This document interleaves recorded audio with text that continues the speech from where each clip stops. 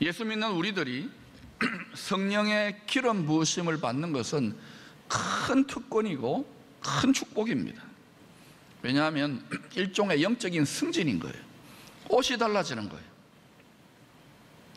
이렇게 업그레이드가 일어나면 존귀와 영광, 권능의 옷이 자꾸 달라져요. 왕복이 달라지는 거하고 똑같아요. 그러나 기름 부으심을 받은 사람들은 변질되지 않고 끝까지 하나님의 온전한 능력과 축복의 통로가 될 수 있도록 많은 연단과 시험을 반드시 통과해야만 합니다. 아마 여러분 중에도 오랜 시간, 오랜 세월을 계속 이런 연단을 통과하는 분들이 있을 것입니다. 그 이상한 일이 아니라 하나님이 여러분에게 굉장히 많은 분량을 기대하고 계신 거예요. 다 분량과 분수가 있습니다.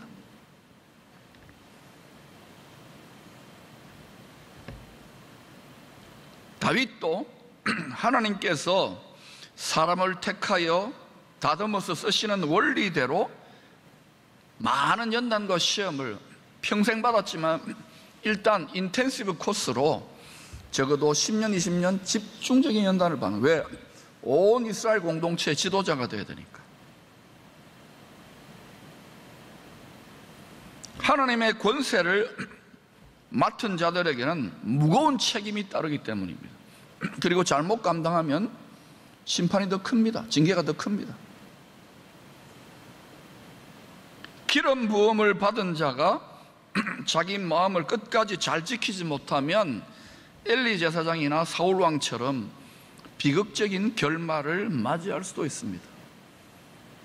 오늘날 마음과 생각을 빼앗는 이 영적 전쟁, 믿음의 전쟁이 얼마나 거세든지 저는 우리 교육자들에게 늘 하는 말이 있습니다. 1초도 방심하지 말라.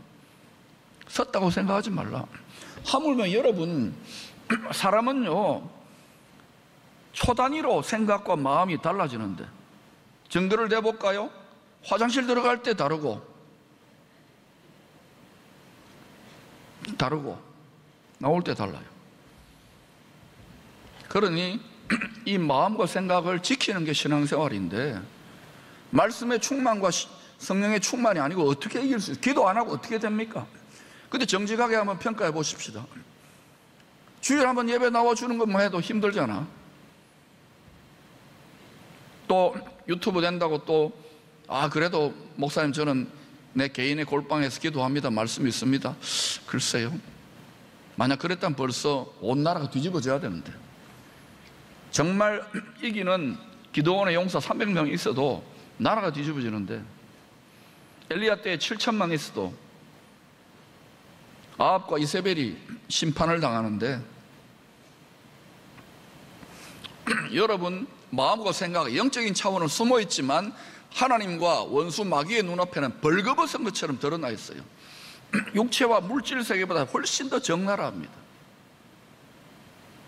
다윗은 오랜 시험을 잘 이겨내었어요.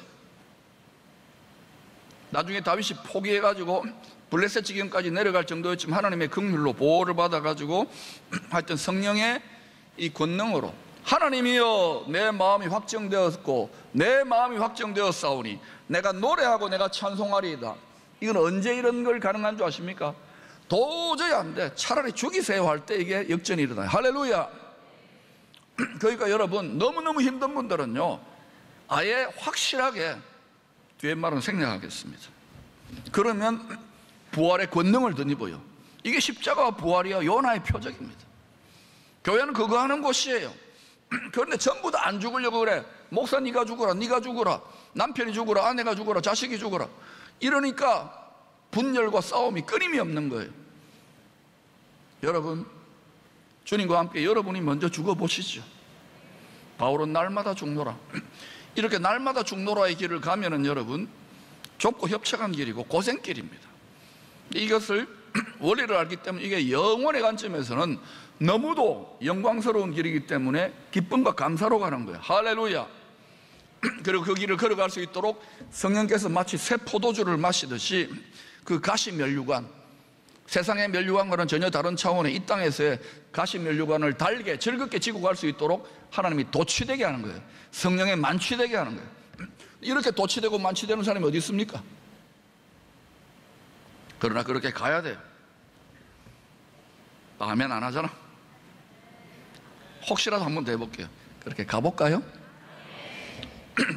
그리스도의 예표인 다윗, 오랜 시험과 연단을 잘 이겨내고 이스라엘의 모든 장로들과 수십만의 백성들 앞에서 하나님이 즐거움의 기름을 부으셔가지고 신선한 기름을 부으셔서 왕의 대관식을 갖게 합니다. 누구도 그 권위에 대해서 따질 수 없게 만들어 놓은 거예요. 다윗 혼자가 나라를 지금 회복하니까. 그리스도의 예표인 다윗을 머리로 이스라엘 12지파가 한 골육 한 몸의 지체가 된 것입니다. 신랑 예수를 왕으로 신부된 성도들이 영혼 육 한 몸의 지체로 정렬되어질 때에 그때 뭐가 태어나느냐? 거룩한 교회, 세상과 완전히 구별된 거룩한 나라가 태어나는 것이 바로 하나님 나라의 신비예요. 그런데 오늘날 거룩한 나라로, 거룩한 교회로 부름받은 성도들이 마음과 생각과 라이프 스타일이 그냥 세상과 구별이 안 돼. 구별되게 살면 여러분 반드시 영적 전쟁이 일어납니다. 엉터리로 살 때하고 달리 이렇게 살겠다고 결단하면 싸움이 일어나요. 이걸 이겨낼 수 있기를 축원합니다. 예수 믿는 것이 무엇이냐? 하나님은 그런 싸움을 허락하셔서 주님을 닮은 마음을 보여주셔. 주님도 이 땅을 살 때 그렇게 사셨어요. 여러분, 주님의 하늘과 땅의 모든 권세를 가진 주님의 권세와 축복을 위임받아서 흘려보내려면 우리도 각자 분량에 맞게 이 연단과 테스트를 잘 이겨내시기를 축원합니다. 사도들은 이것을 알았기 때문에 반복적인 훈련을 통하여 몸으로 체득했기 때문에 기뻐하고 즐거워하라 단계까지도 가라고 하시잖아요. 근데 여러분이 뺨 맞고 억울하고 외로울 때 기뻐하고 즐거워할 수 있습니까? 안 되잖아요. 이유가 뭡니까? 성령의 새 포도주를 덜 마신 거예요. 마실 수 있기를 축원합니다. 신랑 되시는 예수님이 신부된 우리에게 내가 마시는 이 쓴 잔을 너도 마실 수 있겠느냐? 예 하고 그 쓴 잔을, 사랑의 쓴 잔을 달게 마실 수 있기를 축원합니다. 그러지 않으면 교회는요 정말 이 세상을 축복하는 종교를 뛰어넘은 하나님의 만복의 근원을 땅에 끌어들이는 유일한 음부의 권세를 이기는 곳이 여기이기 때문에 그때 진정으로 음부의 권세를 이길 수 있는 거예요. 아멘. 다윗은 왕이 되자마자 여호수아 이래로 500년가량 계속 도전했는데 정복을 못한 거예요, 예루살렘을. 그래서 이 예루살렘에 사람들은 아예 이제는 더 이상 500년 동안 정복도 안 하려고 그래. 근데 다윗이 신선한 기름 부음을 받고 그리고 다윗과 백성들이 한 지체로 하나로 연합되니까 가는 거예요. 만약에 연합이 안 되면 가려고 그러면 미쳤냐 그러고 끌어내릴 거예요. 백성들이 해봐도 소용없다 이렇게 또 돌멩이를 들었을 거예요. 그런데 간 거예요. 성령의 기름 부음 받은 다윗은 예루살렘이 하나님 나라의 영원한 수도요, 더 나은 하늘에 예비되고 있는 그 본향집과 연결되는 바로 본향집인 것을 잘 깨달았어요.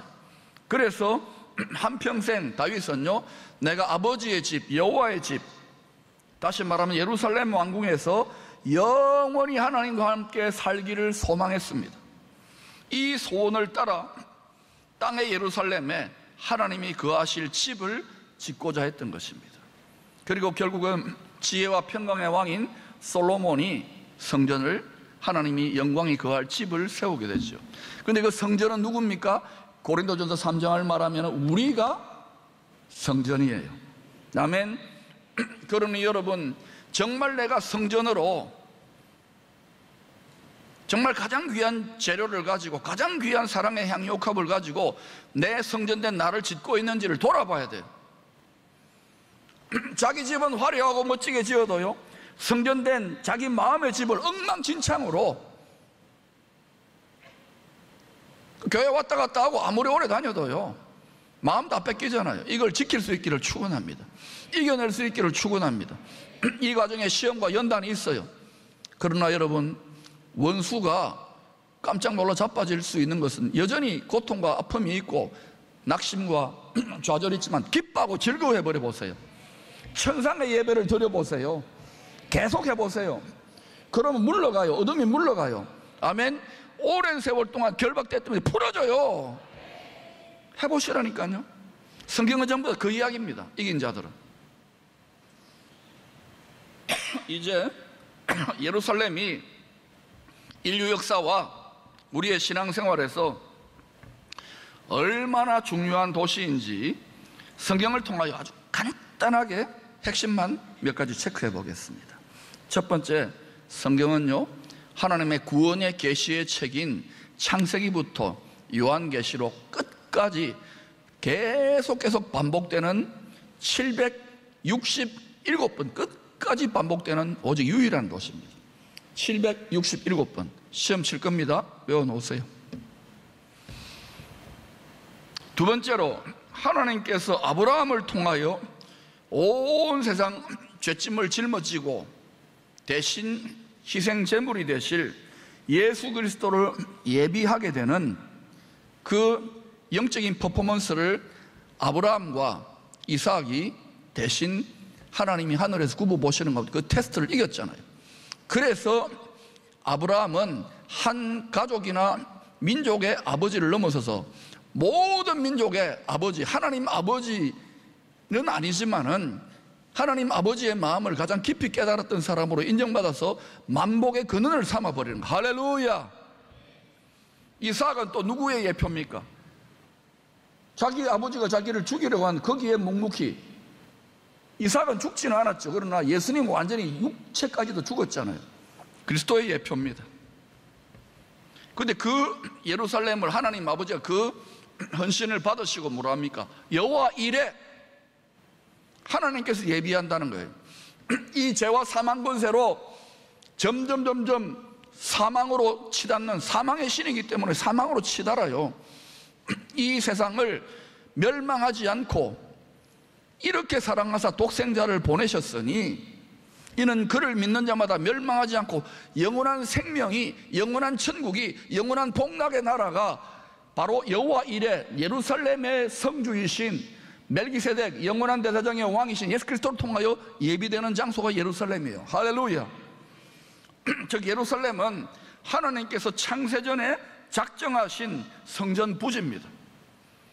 뿐만 아니라 그 성전 부지에 온 세상을 위해 대속의 속죄 제사를 지내는 영원한 큰 대제사장이요, 스스로 속죄 제물이 되시고 스스로 성전이 되시는 예수님이 예루살렘 성전터에서 유월절 희생양으로 무교절에 죽으시고 죄에 대해 죽으시고 부활의 첫 열매로 초실절에 부활하시고 그리고 40일 동안 제자들에게 남은 레슨을 더 가르쳐 주시고 승천하시지요.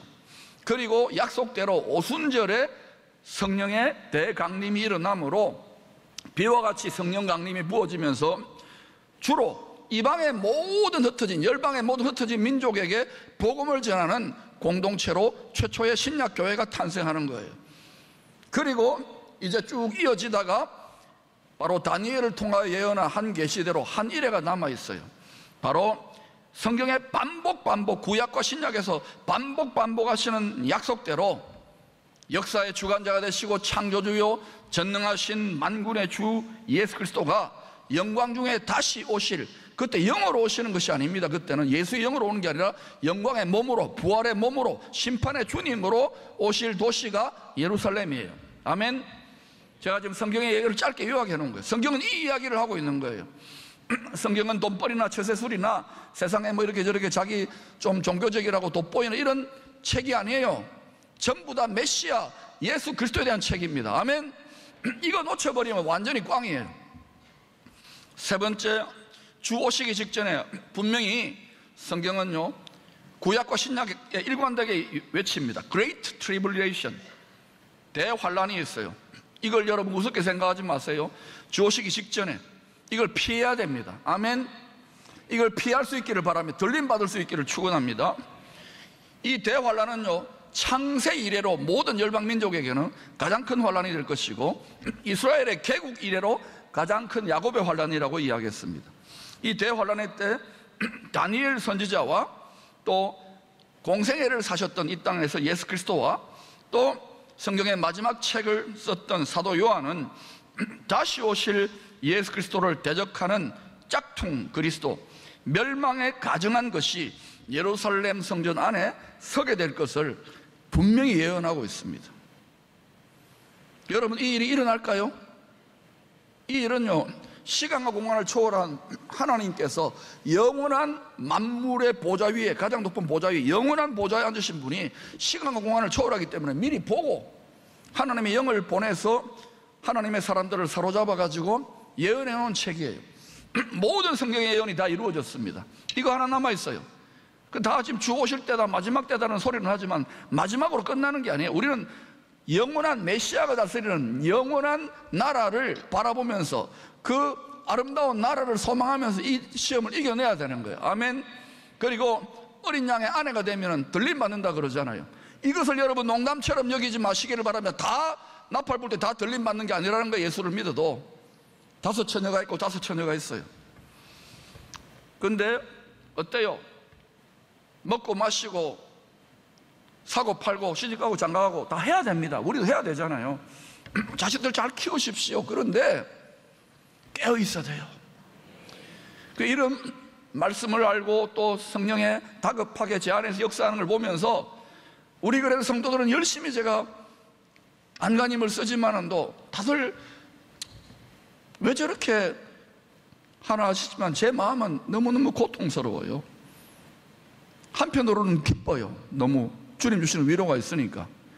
근데 왜 너무 안일하게 사니까, 라오디게아 교회처럼 생각하니까 영원한 운명이, 성경이 농담이 아닙니다. 여러분, 우리 눈앞에서 지금 역사의 무대가 펼쳐질 거예요. 세상의 모든 사람들이요, 성경이 아니면 미래가 해석이 안 됩니다. 이제 아멘. 아이고 근본주의자다, 성경적 근본주의자 공격해도 저는 이 말씀대로 될 것을 믿고 그렇게 믿어집니다. 성경의 퍼즐 조각을 모아 보시기를 바랍니다. 그런데도 얼마나 성경 공부를 안 하는지요. 또 공부를 했다 한들 이 본질을 어긋나고 자기 지식과 자기 자랑을 하는 도구가 돼서는 안 돼요. 이때 예루살렘을 중심으로 온 세상 나라들이 두 세력으로 양분되어져 가지고 싸우게 될 것입니다. 알곡과 가라지지요. 양과 염소지요. 우리 대한민국은 알곡의 편에 설 수 있기를 축원합니다. 우리나라는 예루살렘의 왕인 예수 그리스도의 평강을 구하는 민족으로 설 수 있기를 축원합니다.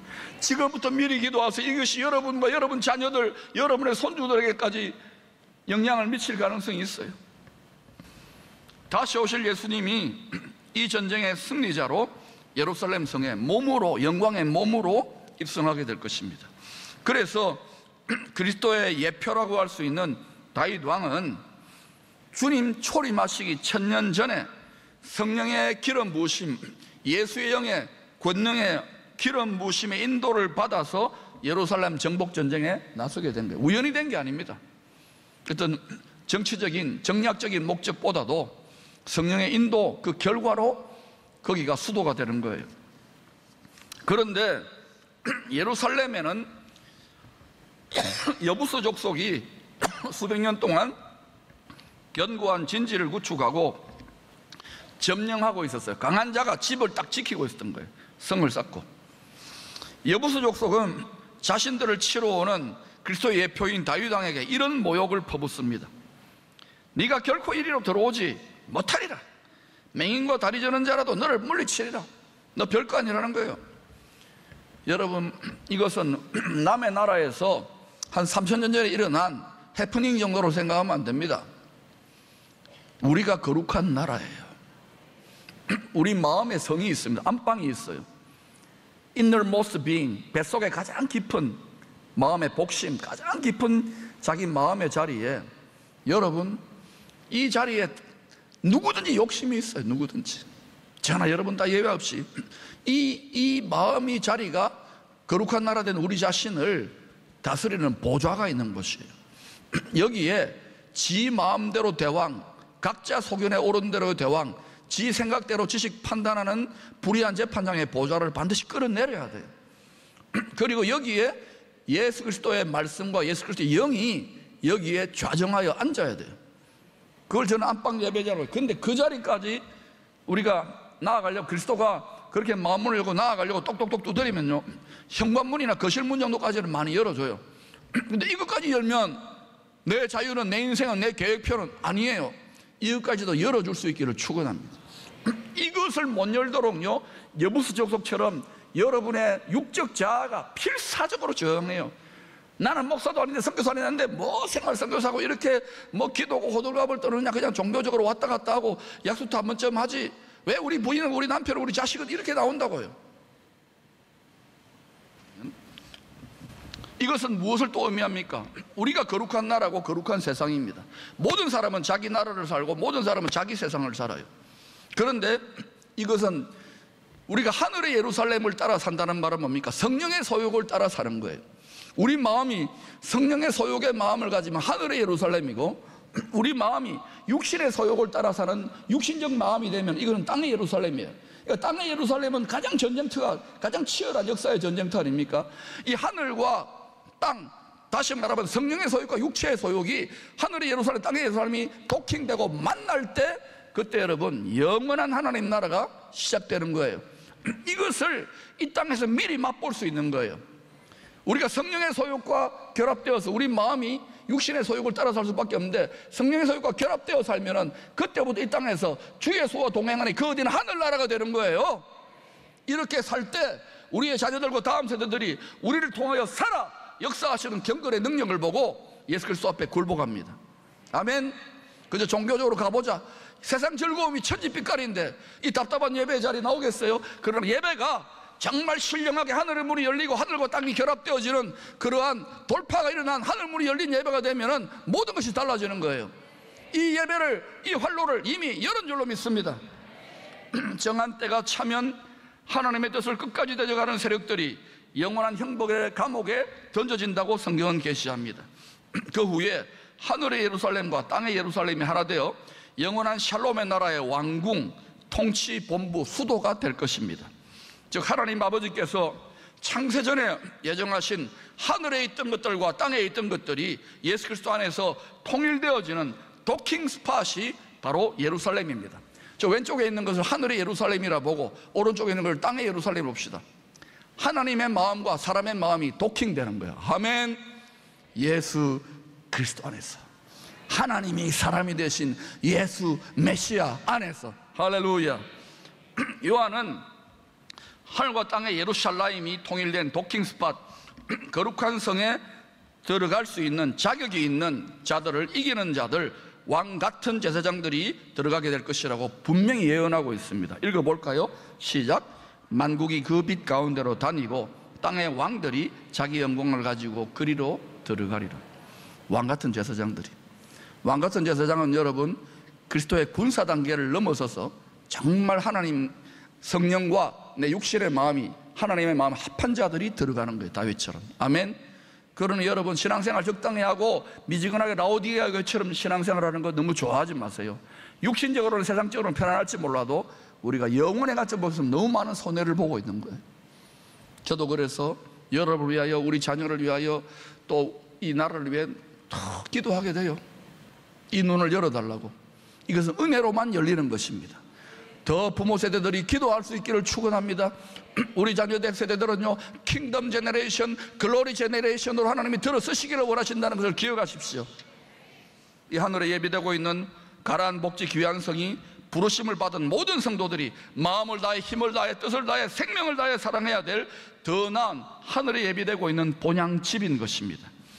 이 더 나은 본향집에는 맹인과 다리 저는 사람은 들어오지 못할 것이라고 하나님이 다윗 시대 이스라엘 백성들의 입을 빌려가지고 오늘 이 시대의 하나님 백성들에게 교훈하고 있는 거예요. 우리는 여러분 이사야 60장의 말씀대로 지금 미혹이 엄청나게 판칩니다. 눈에 보이고 귀에 들리는 대로가 아니에요. 캄캄함이 만민의 눈을 가리고 어둠이 땅을 덮어가는 땅거미가 져가는 시대입니다. 주 오실 때가 다가온다는 거예요. 이때 지혜와 계시 영으로 충만하여 여러분의 영적인 눈이, 마음의 눈이 환하게 밝아지기를 축원합니다. 이 밝아지는 방법은 딴 게 없어요. 성령과 말씀의 안약을 눈에 바르는 수밖에 없어요. 그러지 않으면 우리는 육을 따라 바라봅니다. 아, 저 여자 이쁘네, 저 남자 잘생겼네. 그게 아니에요. 하늘에 예비된 영원한 기업을 바라보면서 이 유혹들을 이겨내야 되는 거예요. 안 그러면 점점 물질에 환장하고 쾌락에 환장하는 그런 사람들이 많아질 거예요. 그렇게 해서 많이 깨지고 낮아질 겁니다. 이렇게 진동할 때에 여러분이 마음의 눈이 밝아진 자들에게는, 하나님의 일어나 빛을 발하는 영광의 세대들에게는 오히려 이것이 큰 추수의 복음 전함의 기회가 될 줄로 믿습니다. 이제는 말로가 아니에요. 성령의 권능으로 말씀대로 돌아가야 되는 거예요. 할렐루야.